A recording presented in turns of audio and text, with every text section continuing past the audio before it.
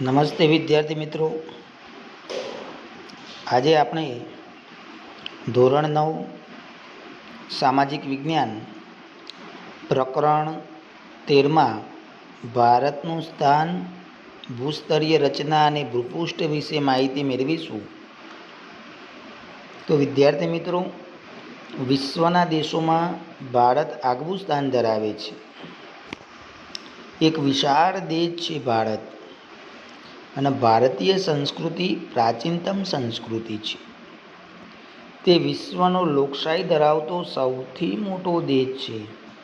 એટલે જે લોકશાહી દેશો છે એમાં સૌથી વિસ્તૃત જો લોકશાહીનું બંધારણ ધરાવતું હોય તો તે ભારત છે.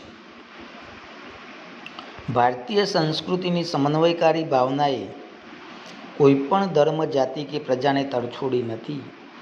એટલે કે દરેક ધર્મ, જાતિ આ બધાને આવકાર્યા છે, એમના માટે દ્વાર ખુલ્લા રાખ્યા છે. આપણે સર્વધર્મ સમભાવ એટલે બધા જ ધર્મો પ્રત્યે સમાન ભાવ, સર્વધર્મ પ્રજા અને જાતિ પ્રત્યે સમભાવ એ ભારતની આગવી લાક્ષણિકતા છે. તેથી જ ભારત એ સંસ્કૃતિનું સમન્વય તીર્થ બન્યું છે.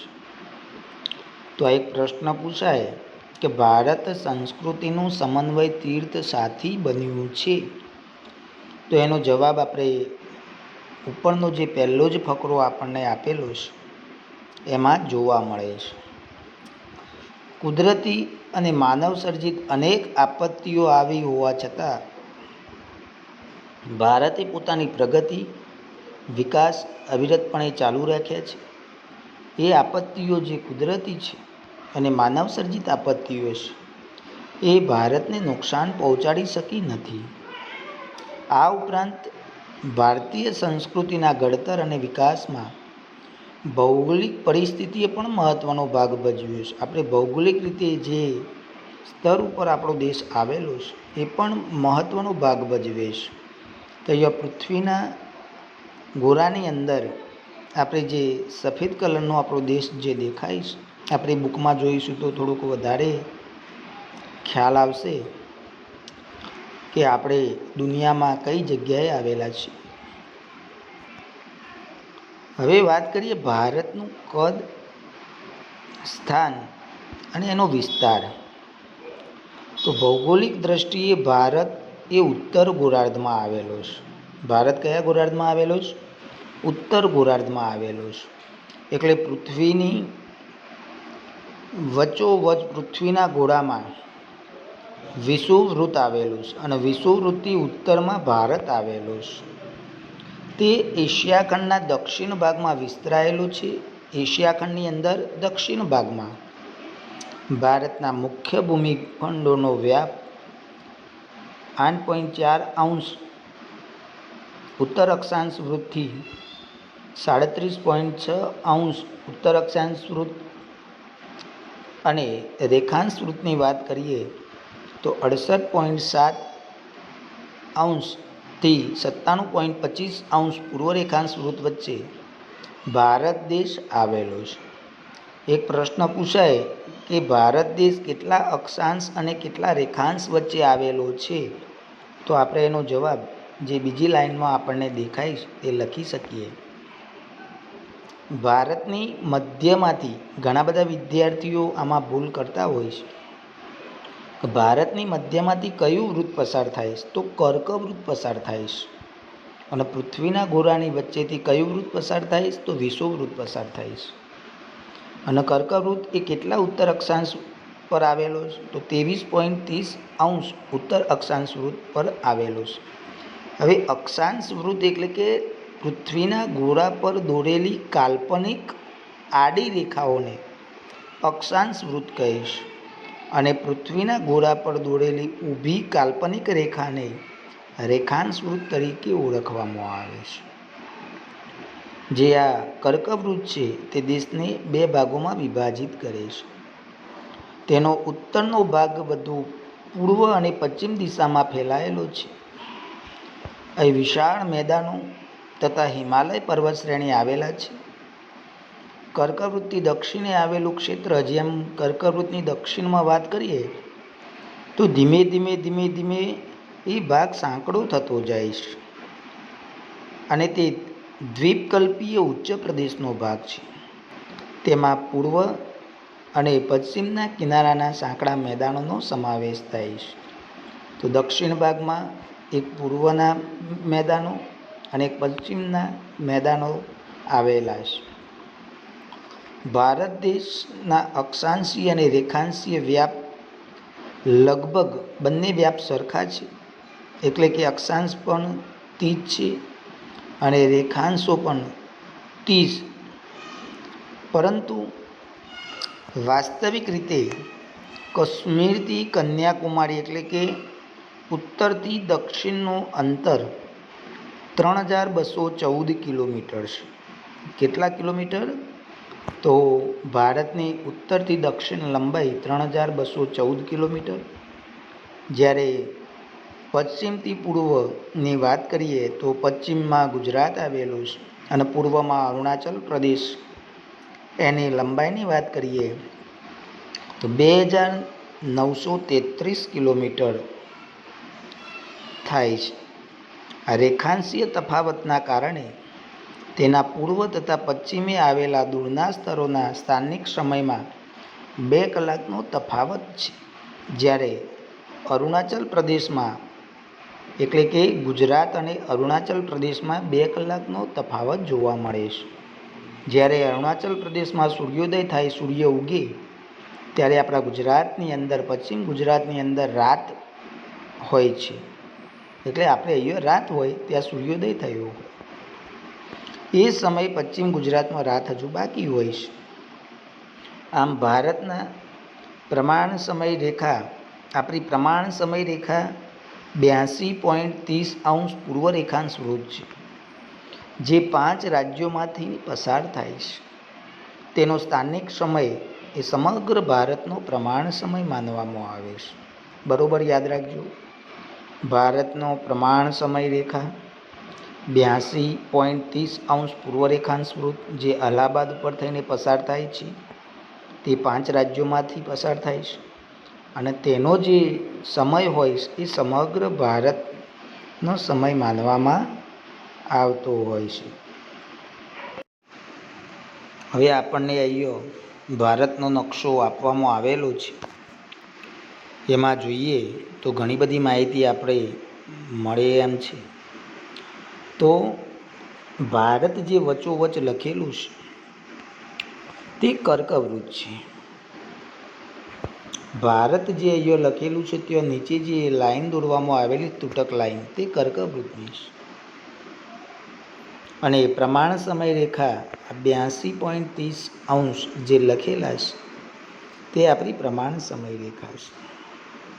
ઉત્તરથી દક્ષિણનું અંતર પણ અહીંયા લખેલું છે 3214 કિલોમીટર, જ્યારે ગુજરાતથી અરુણાચલ પ્રદેશનું અંતર પણ અહીંયા લખેલું છે 2933 કિલોમીટર. ભારતની આજુબાજુના પાડોશી દેશો પણ અહીંયા આપેલા છે. તો પાકિસ્તાન, ચીન, નેપાળ, તિબેટ, ભૂતાન, બાંગ્લાદેશ, મ્યાનમાર અને શ્રીલંકા છે. ત્યાર પછી આપણે દક્ષિણ ભાગ નજર કરીએ તો દક્ષિણ ભાગ એ કર્કવૃત્તથી જેમ નીચે જઈએ તેમ તેમ એ સાંકડો થતો જાય છે, એટલે કે ત્રિકોણ આકાર ધરાવે. જુઓ, ત્રિકોણ જેવી રચના ધરાવે છે. હવે પશ્ચિમમાં તો અરબ સાગર આવેલું છે, પૂર્વમાં બંગાળાની ખાડી આવેલી છે અને દક્ષિણમાં હિન્દ મહાસાગર આવેલો છે. આ આપણી આ ભારતની રચના છે.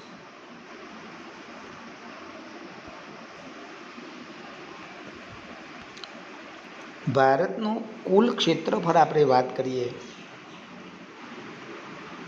તો 32.8 લાખ ચોરસ કિલોમીટર. જો પૂરેપૂરું આપણે બોલવું હોય તો 32,87,263 ચોરસ કિલોમીટર છે. અને ક્ષેત્રફળની દ્રષ્ટિએ જોતાં ભારત વિશ્વમાં 7મા ક્રમે આવે છે. વિસ્તારની દ્રષ્ટિએ આપણે 7મા ક્રમે આવીએ છીએ અને વસ્તીની દ્રષ્ટિએ આપણે બીજા ક્રમે આવીએ છીએ. ભારત એ વિશ્વના ભૂમિભાગ ક્ષેત્રના કેવળ આખા વિશ્વમાં હવે ભારતનું ક્ષેત્રફળ કેટલું છે? તો 2.42% છે. કેટલું છે? 2.42% છે. વિશ્વના જે 6 દેશો ભારતથી મોટા છે તે કયા કયા છે? તો આપણે અહીંયા માહિતી આપેલી છે. પહેલા નંબરે રશિયા, બીજા નંબરે કેનેડા, ત્રીજા નંબરે US, ચોથા નંબરે ચીન, પાંચમા નંબરે બ્રાઝિલ, છઠ્ઠા નંબરે ઓસ્ટ્રેલિયા અને 7મા નંબરે ભારત આવેલું છે. આનું જો યાદ રાખવું હોય તો એક સૂત્ર છે, રકયુચીબાઓબા. આ એક સૂત્ર દ્વારા આપણે આ ક્રમમાં યાદ રાખી શકીશું. રકયુચીબાઓબા.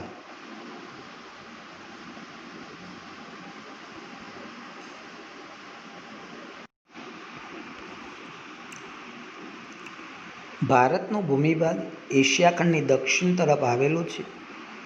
તેની ઉત્તરમાં પર્વતીય શ્રેણીઓ સેંકડો કિલોમીટર લંબાઈમાં પશ્ચિમથી પૂર્વ દિશામાં પથરાયેલી છે. એટલે કે આપણે એને હિમાલય પર્વત શ્રેણી તરીકે ઓળખીએ છીએ.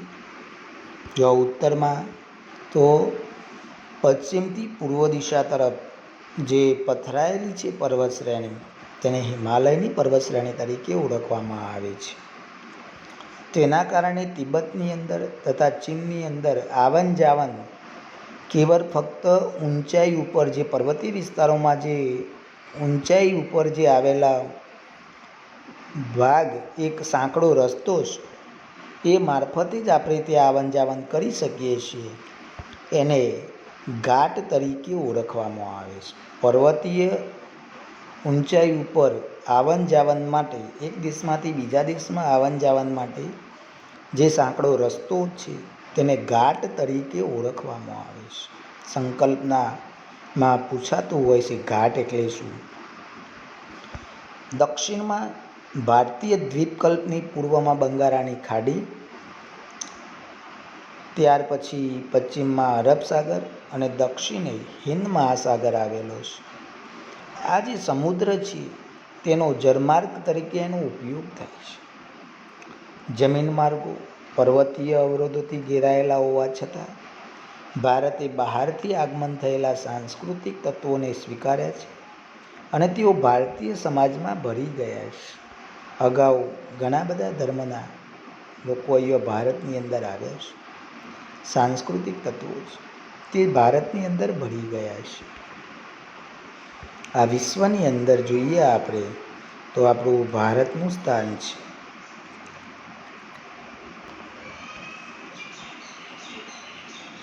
ભારત એ પૂર્વ ગોળાર્ધમાં મોકાનું સ્થાન ધરાવે છે. તો આમ આપણે વાત કરીએ તો વિષુવવૃત્તિ ઉત્તરમાં ભારત આવેલો છે એટલે ઉત્તર ગોળાર્ધ. પરંતુ આમ ઊભા રેખાંશવૃત્તની વાત કરીએ તો એમાં પૂર્વની અંદર આવેલો છે. એટલે આપણે એમ કહી શકાય મિત્રો કે ભારત ઉત્તર પૂર્વ ગોળાર્ધમાં આવેલો દેશ છે. તેનું વ્યૂહાત્મક મહત્ત્વ સવિશેષ છે. તેમાં પ્રાચીન કાળમાં પરસ્પર સંબંધોને વિકસાવવામાં સમુદ્રનું મહત્ત્વપૂર્ણ યોગદાન રહ્યું છે. હિન્દ મહાસાગરના શીર્ષસ્થ સ્થાને એટલે કે હિન્દ મહાસાગરની ઉપર જે ભારત આવેલો છે આપણે જોઈ શકીએ છીએ. અહીંયા પૂર્વ આફ્રિકા, અહીંયા આફ્રિકાના દેશો જે ખરા, એના પછી પશ્ચિમ એશિયા, અહીંયા પશ્ચિમ એશિયાના જે દેશો છે, ત્યાર પછી દક્ષિણ એશિયા અને દક્ષિણ પૂર્વ એશિયાના દેશોની સાથે સમુદ્ર માર્ગો દ્વારા ભારતનો સંબંધ પ્રાચીન કાળથી રહ્યો છે. આ બધા જે સમુદ્ર માર્ગો છે અહીંયા આપણે જોઈ શકીએ છીએ કે ભારત એમાં વચ્ચોવચ આવેલું છે.